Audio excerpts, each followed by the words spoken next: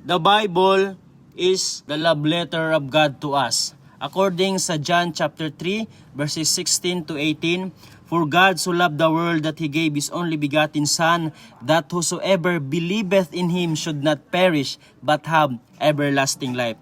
For God sent not His Son into the world to condemn the world, but the world through Him might be saved. Verse 18, He that believeth on Him is not condemned, but he that believeth not is condemned already, because he hath not believed in the name of the Son of God. That's why to us Christians, ito ay tinatawag din na the heart of the Bible. Sapagkat dito natin makikita how God the Father shows His love toward us by giving His only begotten Son, Christ Jesus our Lord. According to Romans chapter 5 verse 8, But God commended His love toward us in that while we were yet sinners, Christ died for us. Sabi ng Bible, but God commended His love toward us. Commended means demonstration, or sa Tagalog, pagpapakita at pagpapahayag, because love is action. Dahil sa pagmamahal ng Diyos sa atin, binigyan tayo ng pagkakataon na mapunta sa langit.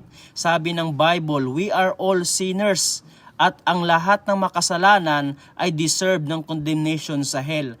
Kaya sa pagmamahal ng Diyos, tayo ay nagkaroon ng pag-asa na hindi mapahamak sa impyerno, kundi mapunta sa langit sa pamamagitan ng tunay na pananampalataya at pananalig sa Panginoong Jesucristo. Kaya pasalamat po tayo na tayo po ay mayroong Biblia, na ipinadala ng Panginoon ang Biblia sa atin. At pasalamat tayo na dito sa ating bansa ay malaya tayong makakapag-aral, makakapagbasa at makakapagsaliksik ng salita ng Panginoon. Kaya kung tayo po ay mayroong mga Biblia, tayo po ay magbasa at magsaliksik ng salita ng Panginoon, sapagkat dito natin makikita kung gaano tayo kamahal ng ating Panginoong Diyos Ama.